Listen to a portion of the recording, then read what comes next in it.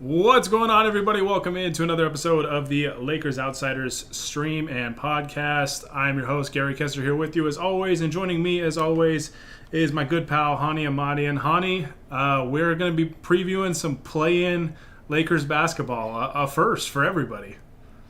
Yeah, first in the very long and established history of Lakers outsiders, especially.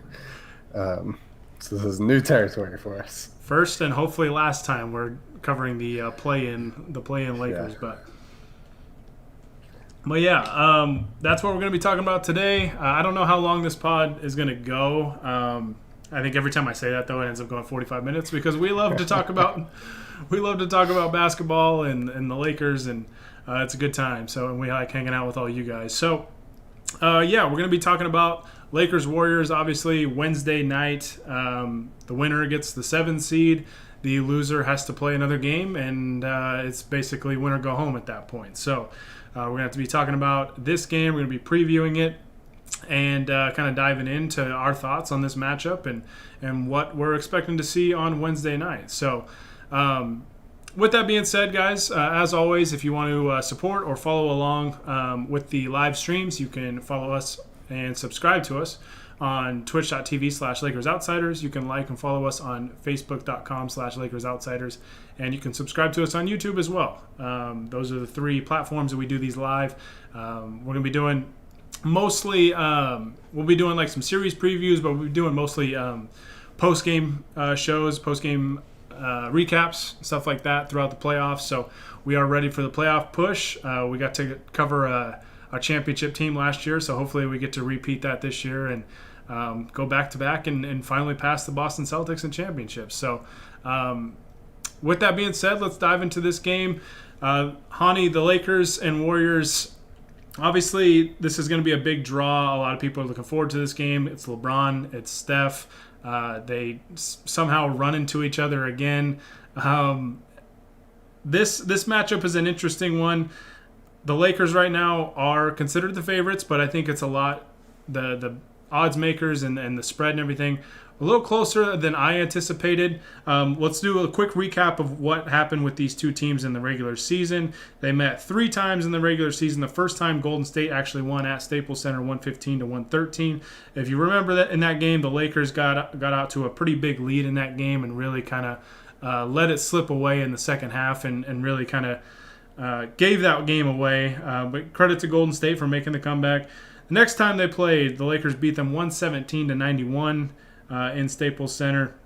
And then the third time they played at Golden State, the Lakers won 128-97. So 2 blowouts and 1 very, very narrow win for the Golden State Warriors against the Lakers. So it was a 2-1 series win in the regular season for the Lakers. But as we all know, regular season results don't really mean much when the playoffs roll around. I think there's been a lot of times where one team dominated the regular season matchup, you get into the playoffs, and then the other team dominates the playoff series. So with that being said, Honi, what kind of jumps out at you about this particular matchup for this one-game setting that we're going to see? the one-game setting aspect of it is obviously what is most crucial about this. The Lakers last season, pretty much every playoff series they went into game one not necessarily playing at their best, kind of feeling out the opponent.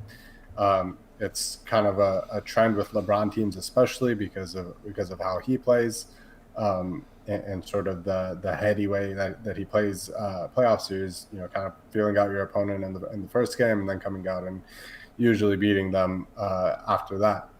You can't really do that in a one-game series, obviously, because you don't get a second chance. Obviously, the Lakers have had, like you said, 3 meetings against the Warriors. There's nothing really surprising about them. They're playing much, much better towards this end of the season in May than they did earlier in the year when the Lakers blew them out twice. And like you said, they let a big lead slip away in the first matchup. So, yeah, there's some differences. They're not going to have James Wiseman, and they're not going to have Kelly Oubre, but this is a team that's playing their best basketball of the season at the right time, and so it's a challenge in that perspective. I also think it's just an interesting matchup because of the contrasting styles. And again, it kind of reminds me a little bit of a couple of the playoff series last year where the Lakers got matched up against teams that like to go small, and that had very, very dangerous lead guards that could kill you with their 3-point shooting, with their passing, with their driving to the rim, and Damian Lillard and James Harden, and now with Steph Curry. So obviously, the thing that most people are going to be looking for is how the Lakers can slow down Stephen Curry, because he is, LeBron called him the MVP of the league. I think Kyle Kuzma called him the MVP. He's certainly playing at that level, even if he's not actually going to win it. And he is about as dangerous of an individual weapon that you can go against. And he knows that he has to really kind of carry his team offensively. They're a great defensive team, but offensively they just don't really have the talent to match up against bigger teams. But Steph can kind of erase all of that because he can just go, berserk for a game and score 60 points on you. Now, that having said that, the Lakers have had a lot of success against Steph of late, at least in terms of his 3-point shooting, which obviously it can be a little bit random, but this is from Drew Schiller on Twitter. His last 8 games, Steph Curry against the Lakers at Staples Center, which is where the game is going to be, he's shooting a combined 16 of 77 from 3, which is about 21%, which is unheard of for Steph Curry. And like I said, a lot of that is randomness. 3-point shots, just some games they go in and some games they don't. But as in terms of point of attack defenders to try and give Steph Curry some trouble, the Lakers have, I think, 3 of the best options against that kind of guard in Alex Caruso, Dennis Schroeder, and KCP. I think Caruso is going to be crucial, especially he's having a great season defensively, better than the other 2 in my opinion, and he's a guy that can really give Steph some trouble, fight around screens and not really let them pull up for comfortable threes. But those other guys are going to be important too. If Schroeder and KCP, they both love guarding guys the whole full 94 feet of the court, and even fatiguing Steph for the fourth quarter and letting your big guys then take over is an important part of that. So I'm looking forward to seeing how those guys play that matchup, how the Lakers play it as a team in terms of their pick and roll coverages. Can Andre Drummond stay on the floor against Steph Curry? Because historically he doesn't fare well in that matchup, and it's not very surprising. He's not the most quick-footed guy, and he loves being in the paint rather than stepping out. So there's a lot of interesting things to look for, but overall that's going to be the main thing. If the Lakers can keep Steph from really exploding, I think they're going to probably comfortably win this. But if he goes for 30, 40, 50 points, then things get very, very dicey very quickly. Yeah, the regular season matchups, like you said, Golden State is much better, a much better team than what we saw from them early in the year. Earlier in the year, I mean, they gave off like 2004, 2005 Lakers vibes, right? Where it was Kobe and just a whole lot of nothing else. So he had basically Lamar Odom, and that was it. Just not much help around him. That team really struggled that year. But they figured some stuff out, finished 15-5 to end the last 20 games of the regular season. Like you said, once Wiseman went down, they started to play real small ball, which I think benefits obviously a guy like Steph Curry, where you just get a lot more versatility, a lot more speed. You can run a lot of different actions, I think, that free him up. You give him a lot of space and stuff like that. And I think, we saw it with their championship teams. Their death lineups were with Draymond Green at the 5, and playing those small ball lineups and just playing basically guards and wings, along with Draymond Green. So not that they have that they're like that anymore, but similar kind of concept, right? With the stylistic the style of play that they play. So it's an interesting matchup because I think the Lakers have the ultimate weapon against small ball teams, and that is Anthony Davis. As you mentioned, they had a couple of series in the playoffs last year that were a little funky. The Houston one jumps out because Houston I mean, PJ Tucker was their center. And they really came out and blitzed the Lakers. And I think the Lakers even acknowledged back then how fast Houston played, and they kind of needed a game to adjust to that. You don't get that luxury this time where you get a game to feel the team out. It's basically win or that, you're on to another opponent, and that's the same kind of thing. So, it's a really interesting matchup for those things. With that being said, with Anthony Davis playing the 5, and the main thing I'm looking for in this game is how Frank Vogel handles the rotation, because is Andre Drummond going to start? Is Marc Gasol going to start? How short of a leash are those guys on? Do they go to AD at the 5 very early, and do they keep it that way? I think this is a matchup that AD needs to play most of his minutes at the 5. Do you agree with that?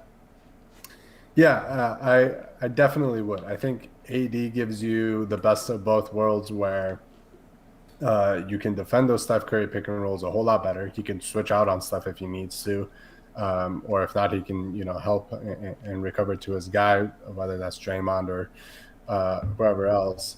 And then offensively, he's still giving you center size, so you can kind of post him up if you want, have him face up in the post.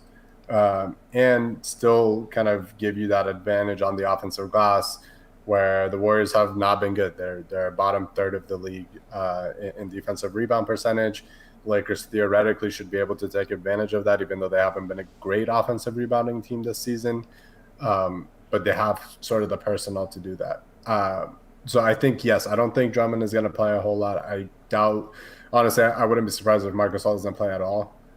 Given sort of the trend of what games that he has been playing in recently. What I am going to be really interested in is if Montrezl Harrell gets off the bench in this game, because Trez can sort of play both of those roles next to Anthony Davis. He can either play as the de facto power forward or as the center. And he had some success against the Warriors. That last game, I think he scored 27 against them on a very, very efficient night. They don't really have the size to give him trouble. Like, last year, obviously, it was a big topic of discussion that he wasn't able to guard Nikola Jokic very well. They don't have a player like that. So he'd be matched up against somebody like Draymond Green, who, obviously is a talented player, but he's really beating you with his passing rather than his scoring or beating you up down low. And Trez's energy on the offensive glass, I think, could be really, really huge, and it would tire out Draymond. It would really make the Warriors make difficult decisions about who Draymond guards between Anthony Davis and Trez, and whether they need to play Kevon Looney more minutes, which I think would be favorable for the Lakers. So it would be kind of an interesting chess match. So I'm very much looking forward to seeing if Vogel is going to trust Trez in that sort of matchup. Obviously, it is going to be dependent on him still being able to guard those pick and rolls with Steph. That's really the main key. Any Lakers big needs to be able to play those pick and roll situations well. And Anthony Davis is the safe bet there. And whichever of the other guys does the best, or that Vogel thinks is able to do the best, that's the one that's going to play the other significant minutes in the front court other than AD. Right. I like the idea of Montrez playing a little bit more in this matchup, potentially, depending on how it's going. But I think it's definitely worth a look for the things you mentioned.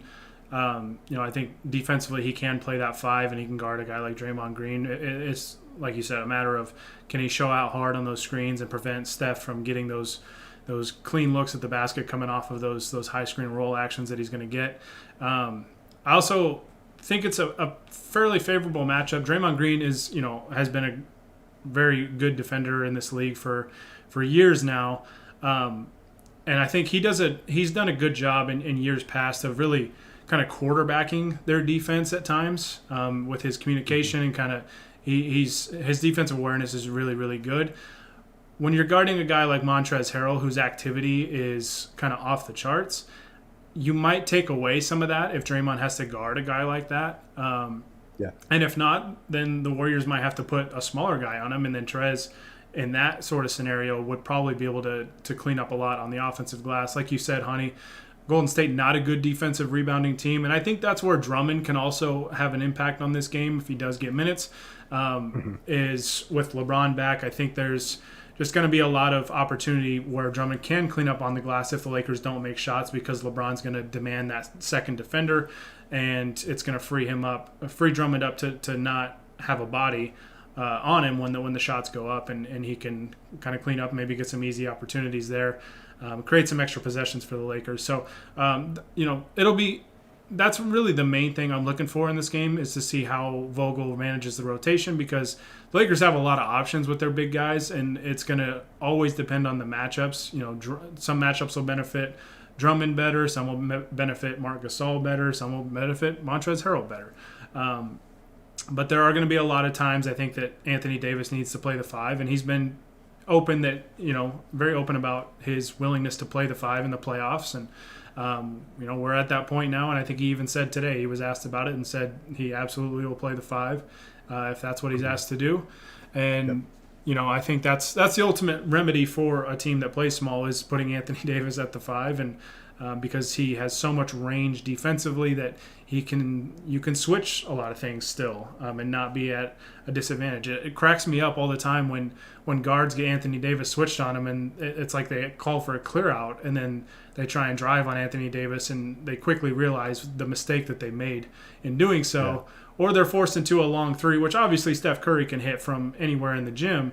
But I mean, at the end of the day, if he's hitting 30-footers over Anthony Davis, sometimes you just got to tip your cap, So, I think AD needs to play quite a bit at the 5 in this matchup, but I do see some areas where the Lakers can exploit with some of their other bigs.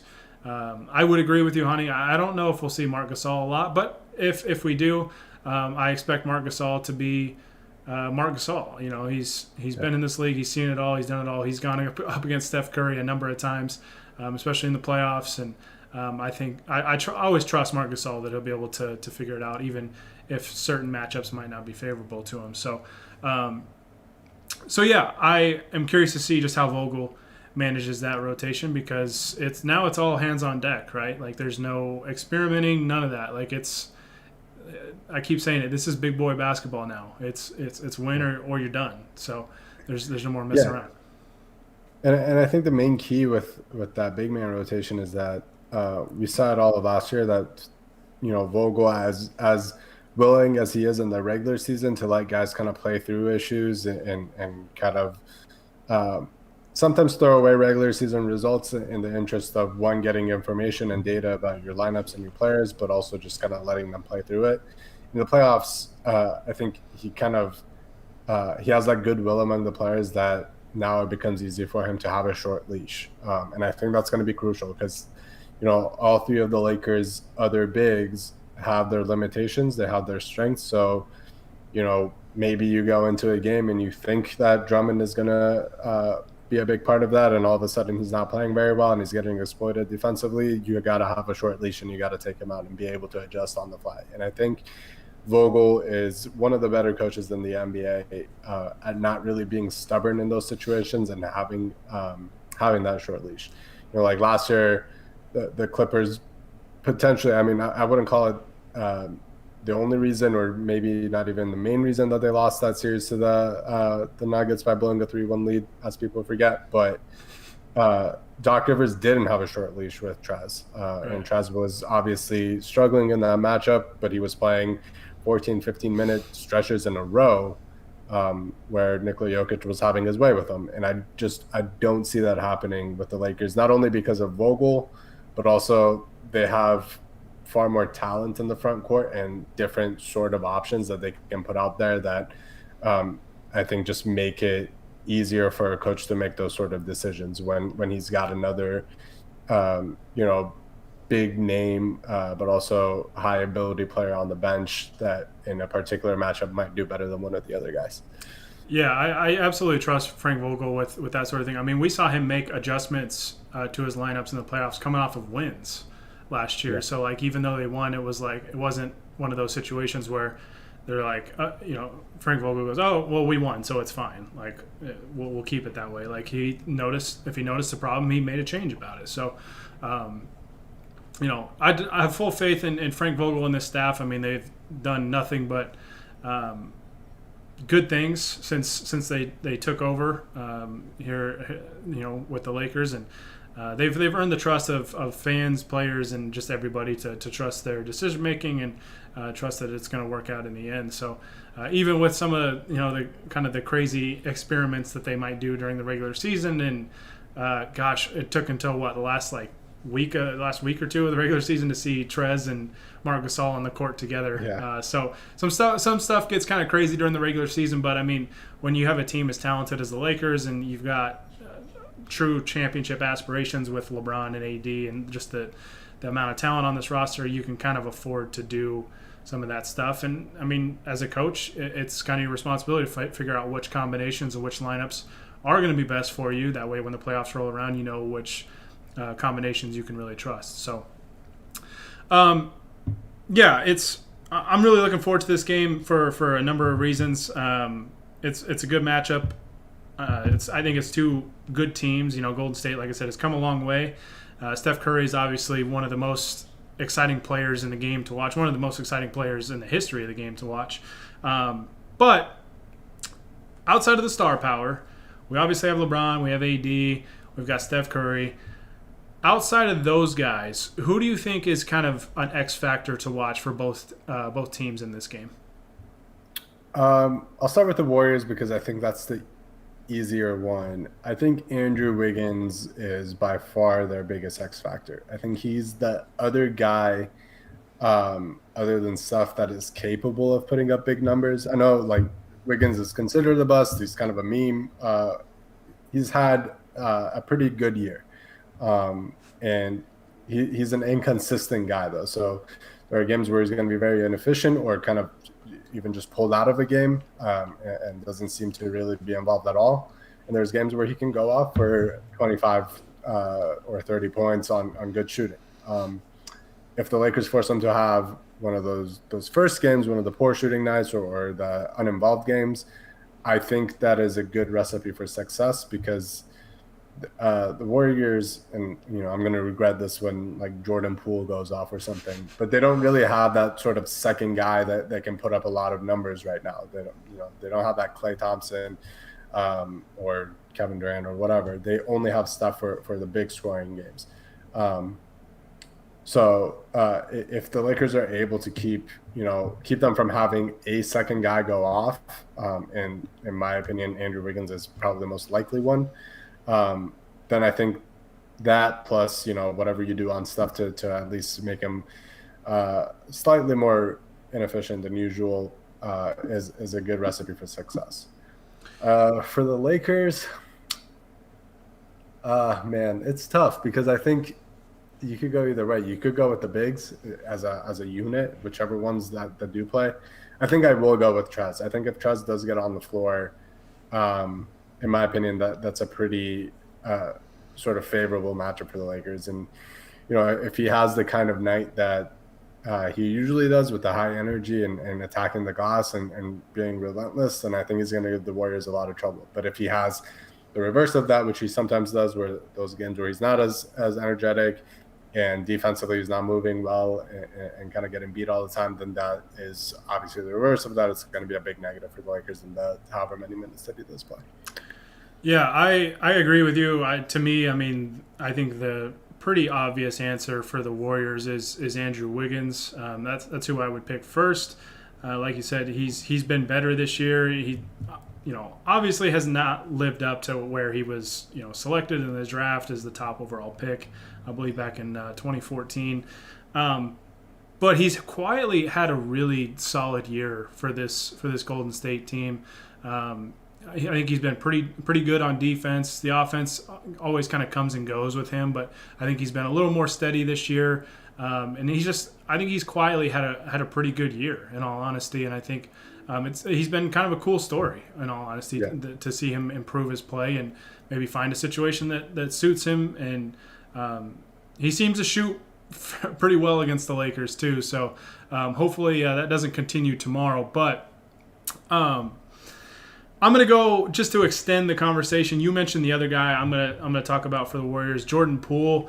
And just for the sake of He's coming in kind of on a little hot streak here. Looking at his game log here within the last couple weeks, he has scored, let's see, 1, 2, 3, 4, 5, 6 straight games in double figures. He had 14 points, 16 points, back-to-back 20-point games against Utah and Phoenix. And then he had a 38-point game against New Orleans, and then 15 points in the season finale against Memphis, shooting 5 of 9, 3 of 7 from the three-point line. He's been pretty efficient in all these games too, shooting from three and the floor overall.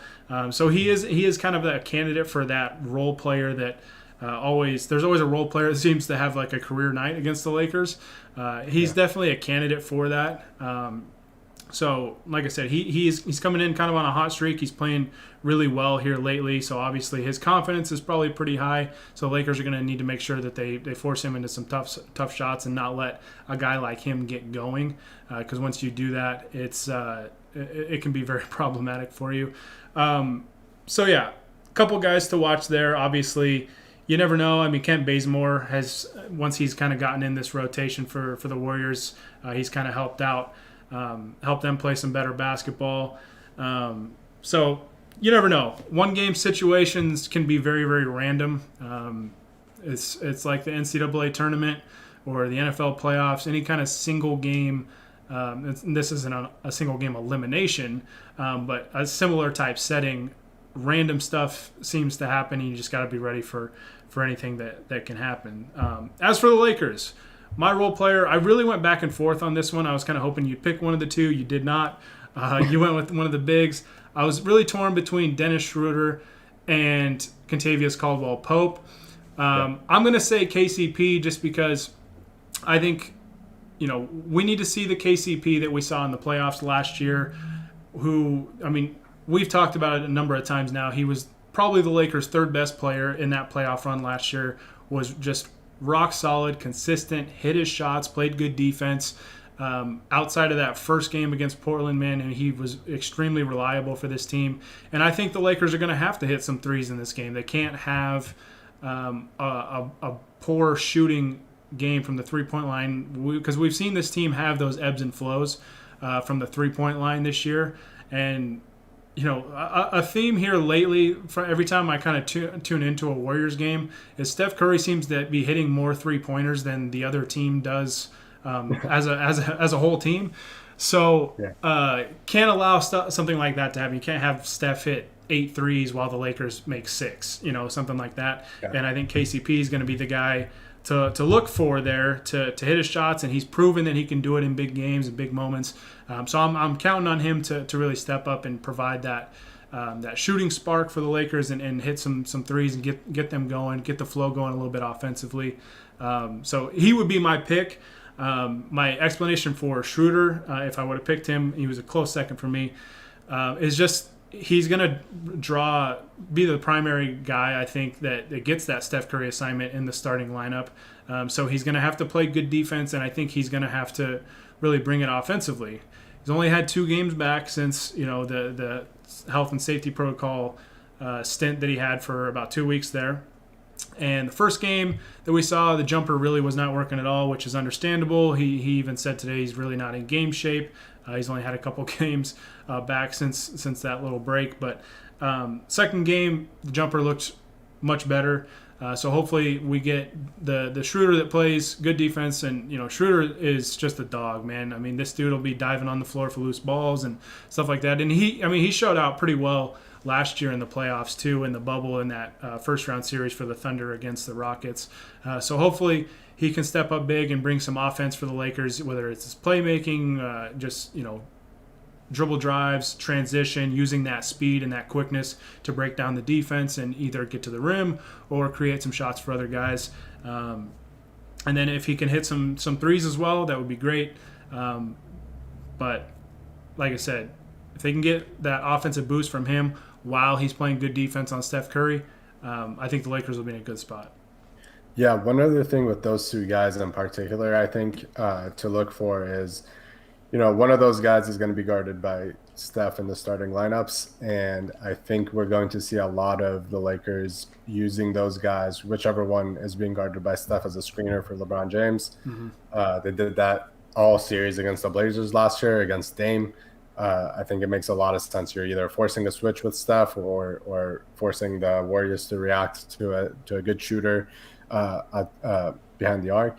And if you do force that switch, then LeBron can go to work against Steph, either force fouls, just bury jumpers over the top of them, get to the post, get to the rim, and just tire him out, which is, I think that's an underrated aspect of how easily the Lakers were able to dismantle the Blazers last year. I think being able to really hurt Dame, especially doing that, was a huge part of that. So I would be shocked if we don't see quite a few of those type of possessions against Steph and the Warriors tomorrow as well. We saw that in the 2016 finals a little bit with LeBron's Cavs team, and obviously the famous Kyrie Irving three that was really the game winner in that game 7. They took Steph's man, screened for Kyrie, and got the switch that they wanted and got Steph on Kyrie, and then Kyrie hits the 3. I could see some stuff like that. I'm curious to see how much we saw a lot more in the last game. I'm curious to see if we see some pick and roll action between Dennis and LeBron, with LeBron as the screener as well. I think they can kind of switch that up a little bit to, like you said, get Steph maybe switched on to LeBron, or just force the Warriors into a really tough decision where they got to be really quick about it. We saw LeBron as the roll man quite a bit in the last game, and it got the Lakers some pretty good results. I think if you can get LeBron the ball on the move going towards the basket in any capacity, whether it's him coming off of a screen or him setting the screen and diving to the rim, I wouldn't be surprised if we see some more of that action in this game as well. Yeah, it definitely seems like it's something that they want to focus on, given they had that animated conversation between LeBron and Schroeder during that game where they were kind of discussing that screen setting, and then immediately came down and scored on a similar play. So yeah, you're right. I wouldn't be surprised at all to see a whole lot of both of those situations, whether LeBron is acting as a screener or he's getting a screen from one of the guards. In this sort of matchup, I think that's a really, really efficient sort of offense for the Lakers. Especially going against a really good defensive team, you got to be able to exploit the few mismatches that you can get. Warriors were 5th in defensive rating this season. They're really good across the board. And so you got to be able to find those matchups within their defense that you can really go to work on. And LeBron is basically the perfect player to hunt mismatches with, both because of his ability and because of his intelligence. So I think we're going to be seeing a whole lot of that. Absolutely. All right. I don't have any other points to bring up before we dive into our official predictions. If you don't have anything, we can, I guess, just go ahead and dive on in. I'm going to throw it to you first. What's your official prediction for Lakers Warriors battle for the 7th seed? All right. I'm saying Warriors come out strong in the first quarter. Drummond starts, so they kind of exploit that matchup. They go up double digits, but then the Lakers come storming back and they win. I'll say 111 to 100. Okay. I can see that. I mean, I feel like it feels like just about every game the Lakers seem to start out slow. I know it's not, but it feels like more times than not they start out slow and then reel teams back in. But I think so. My final score, I think, isn't going to be really a representation of how competitive the game is going to be. I'm going to say Lakers 107, Warriors 91. I could see the Lakers making a strong push at the end to push that lead out. I do think the Lakers are going to be in for a battle, but I wouldn't be surprised either if they win this game comfortably, because I do think that they match up pretty well with Golden State. Steph is just obviously the ultimate wild card. He can just go ballistic and he can put the team on his back, and crazy things can happen. So I do think the Lakers match up well. I do think we talked about the bigs. I think the bigs by committee gives the Lakers a ton of options to potentially exploit the Warriors' lack of size. I think that's a good thing. I also think a benefit for the Lakers with Steph, I think they're going to try and blitz him a lot on these pick and rolls and try and just get the ball out of his hands if they can. It's not gonna. I don't think you can do necessarily the same thing that they did with like James Harden in the playoffs last year, where they just essentially trapped him at midcourt because Harden most times would not reinsert himself back into the play.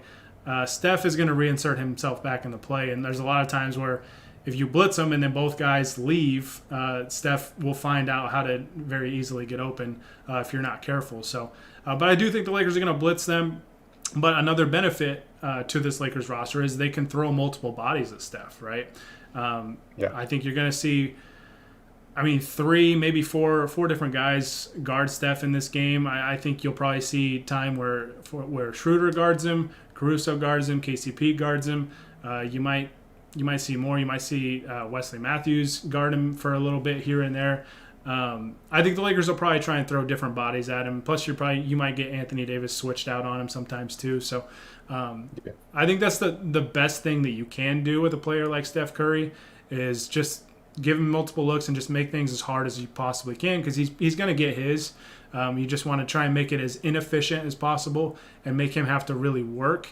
And part of that is what you said earlier, Honi, where the Lakers could potentially target him when they have the basketball and really go after him and make him play defense. Yeah. I think that truly, to me, is the best way because I don't think there's a way of stopping Stephen Curry unless he just has an uncharacteristically poor shooting night. You can do things to make it difficult for him. You can try to get the ball out of his hands. You can always be contesting his shots. But at the end of the day, he's the greatest shooter in the world in NBA history.